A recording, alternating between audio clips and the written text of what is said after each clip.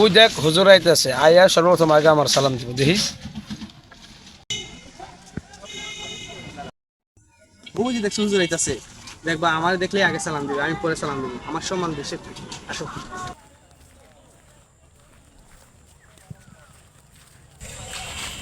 কি হুজুর, আপনাকে আপনি না বলেন আগে সালাম দেবে, সালাম না দিয়ে দেখি চলে গেল।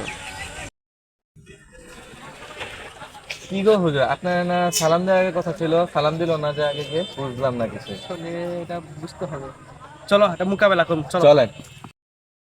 তুমি এখানে দাঁড়াও, আমি হুজুরের সাথে একটু বুঝাপড়া করি। আচ্ছা ঠিক আছে। হুজুর এদিকে আসেন, আপনার সাথে কথা আছে, এদিকে আসেন।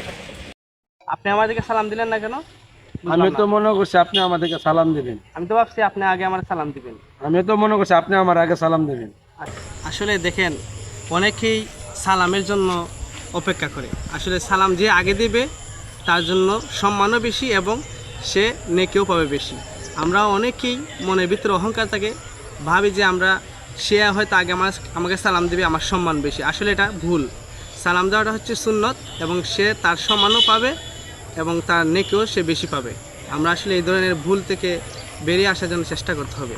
সমাজে প্রায় মানুষের ভিতরে আমরা এগুলা অনেক সময় দেখতে পাই যে সালামের জন্য, সালাম পাওয়ার জন্য সে অপেক্ষা করে। আসলে সেটা ঠিক নয়। আসলে হাদিস মোতাবেক আমরা সব কাজ ইসলামিকভাবে আমরা নিয়মকানুন মেনে চলবো। রাসূলুল্লাহ সাল্লাল্লাহু আলাইহি সাল্লামের হাদিস আছে যে রাসূলুল্লাহ সাল্লাল্লাহু আলাইহি সাল্লাম সালাম অনেক সময় সাহাবীদেরকে আগেও দিতেন। ইনশাআল্লাহ আমরা সবাইকে আগে সালাম দেওয়ার চেষ্টা করব।